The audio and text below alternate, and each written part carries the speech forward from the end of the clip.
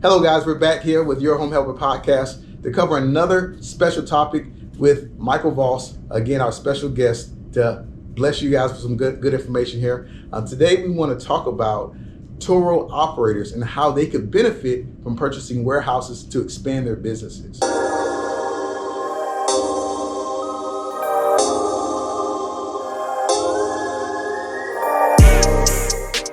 All right, so Michael, we talked a lot on the last episode in regards to mixed-use property. Now we want to touch on specifically warehouses for people that are Turo operators and they want to expand their businesses. They want to continue to buy more vehicles, but they just don't have enough space in their personal residence. So they want to use a warehouse in order to have somewhere to store those vehicles.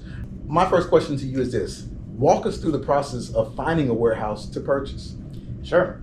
So the best way to find a warehouse to purchase is you first want to start with what side of town most of the vehicles get rented out. So if you have a very hot tourist spot, let's start looking over there first. Okay. Because why would we want to drive an hour and a half to deliver the car? Good. So that's what we're going to start doing, and then we're going to also look for size. So how big is your operation? If you have 15 to 20 cars, well then that's a different condo than if you only have 5 or 6 cars. Okay. And it's going to be a different overhead price. So those are the two things that we're going to first consider. A lot of the times when we first start talking, it's a lot of questions. Okay. It's a lot of questions of where you're at in business, where you're trying to be, because when you invest in real estate, it's not going to go anywhere anytime soon. Correct. So you want to have a long scope vision. To at least be there for 3 to 5 years, maybe even 10. It just depends. But even when you purchase a property like that, you can always rent it out if you grow, or you can always sublease it or sell it off if you need to. It just really depends. That's a good perspective to look at it. Let's say a Turo operator is not in a position to purchase a warehouse. What about leasing? What are some of the differences between purchasing and leasing a warehouse space? So some of the differences between purchase and lease it is mainly you don't have as much upfront investment into the property. Whenever you're purchasing, like I said, you have to come in with at least 30%, somewhere around there, to get the down payment for that property. Okay. If your warehouse space that you're looking at is $1 million, well, that's $300,000. Some people look at it like, I could put that in my business and turn that over way quicker than turning this over in a property. So that's why they go the leasing route. Leasing could be, let's just say you're paying $30,000 for that same space every year, but it's a lot less revenue intensive. Okay. So I'd rather spend $30,000 for the next 3 years or so. That's $90,000, but then I have $120 some odd or $210,000 to put into my business. Okay. That will grow a lot faster. That makes a lot of sense. Yeah.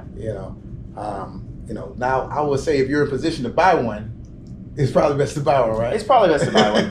Because at the worst case scenario, you grow your business, you go somewhere else, you lease it out. Now you're having it's diversifying your income. Yes. Okay.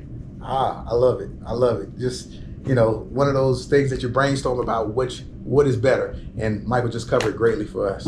So we understand the difference between leasing and buying.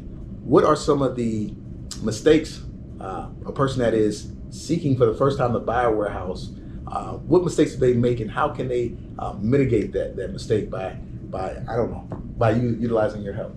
Well, if you don't know a lot about real estate, making sure your building is in good condition is number one. Yes. You can have a very expensive piece of dirt, but honestly, it's usually what the building is worth, what gives you the most return for it.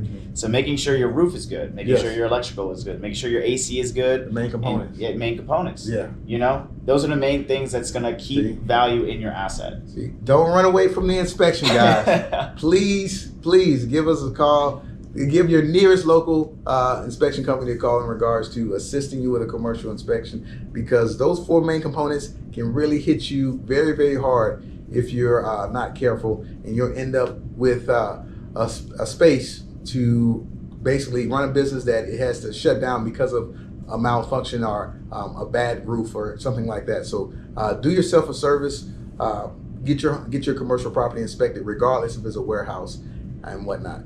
So now, if a tour operator is looking for a particular warehouse, how do they figure out what size they should get based on, they're just now looking, they may have 3 or 4 cars, maybe 5 cars, and they want to, think about long-term, not in long-term how big they're going to grow their business, but they need a spot today because they can't hold the vehicles anymore. But how can you guide them into choosing the right size warehouse for that particular business? I mean, I think I would just drill down into specifics, like how often you're renting out your cars, where they need to be parked, how big your cars are, and then just basic off the space alone. Let's say you have 3 to 5 vehicles, but they get parked in on Monday, Tuesday, and Wednesday. Well, we need to make sure that at the very minimum you could fit all 5 cars in there.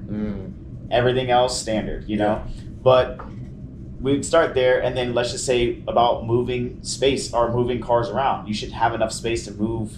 Even if you are full with 5 cars, you should be able to get one of your cars out. Yes. Basics. You don't want to have your cars trapped in or boxed in to where you can't get one out. Now you delayed having somebody to rent it out because of the logistics of the space that was purchased. 100%. Or you have to worry about scratching or denting your vehicle just because you have not enough wiggle room in your own office area. So depending on, I guess also you should have a set number of vehicles that you're going to purchase in mind ahead of time. So you can make a wise decision as well. Something to consider, guys, when you're looking for a warehouse space. The size matters in this particular instance, sometimes not in others, but in this particular instance, it matters. Let's talk from a instance of just a generic base person. They're not a Turo operator. Maybe we love the Turo operators right now, but we're going to take a small detour, as I should say, for somebody that's interested in warehouse in general. What makes it a good investment for a person that is a business owner, or let's say just an investor, in regards to the opportunity when it's come down to buying a warehouse? Well, let's just start first and foremost. If you own your own business and you're buying a piece of real estate, taxes. Because you can charge yourself rent and say that your business is paying for this expense, but it's really yourself paying into the business, and you get a reduction in your taxes. That's a reason right there for me to buy a warehouse now. It happens all the time. And then once you clear that out, all that is just, it's a pretty good profit. It's a pretty good profit at the end of that process. Yeah, we may have to dive deeper into that in the next episode, have an accountant with us to kind of break that down. Because I can see right now a lot of people are like, at the end of the year, I need to buy a warehouse. Call up Michael to help us buy a warehouse. What are some of the financing options for a person that is buying a warehouse? So I'll start first with, I'm not a lender. Talk to talk to your local lender. But there's SBA loans. There are, conventional loans. There's even, it depends on your situation. If you're trying to do like a value add play or something like that, there's hard money. There's regular 30-year mortgage loans. It just really depends on the situation, how big the property is. I mean, I've seen normal looking houses being sold as office spaces, and some bank comes around and says they want to do a 30-year mortgage on it. So and then you get a little bit higher profits just by using it as an office space. Instead of renting it out like a normal home, you say, hey, 123lawyer.com can use it, and you charge them an extra rent. So the money is out there for the taking. You just got to be in a position to ask the right questions, get with the right connections, which is, of course, Michael here can assist you with putting you in the right position to win. And you can get into that commercial warehouse, of course, with meeting the right criteria. You can't just give you the money and just you buy the warehouse flat out and run out like that. But if you're a Turo operator, you listen to this, please just share this with somebody else that is also in the mindset of possibly going into the Turo route, or who are currently in that particular space and they would like to expand. Don't hold all this good information for yourself. Share with a friend. And again, we are happy to assist you here at Your Home Helper Podcast. Michael, you've been a great guest today. We're going to share some more information another time, but we just want to give you something nice and quick for the Turo operators, because you came up in our minds and our hearts, and we wanted to share this with you.